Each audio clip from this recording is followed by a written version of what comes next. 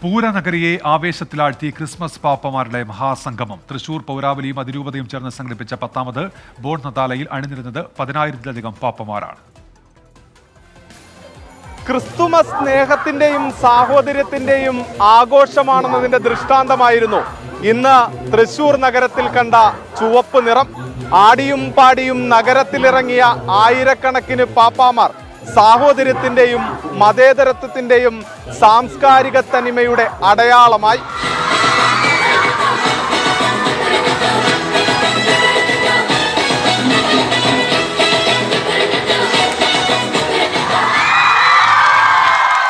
രാഷ്ട്രീയ സാമൂഹ്യ സാംസ്കാരിക രംഗങ്ങളിലെ പ്രമുഖരെ ചേർത്ത് നിർത്തി തൃശൂർ അതിരൂപത ആർച്ച് ബിഷപ്പ് മാർ ആൻഡ്രൂസ് താഴത്ത് പതാക വീശി.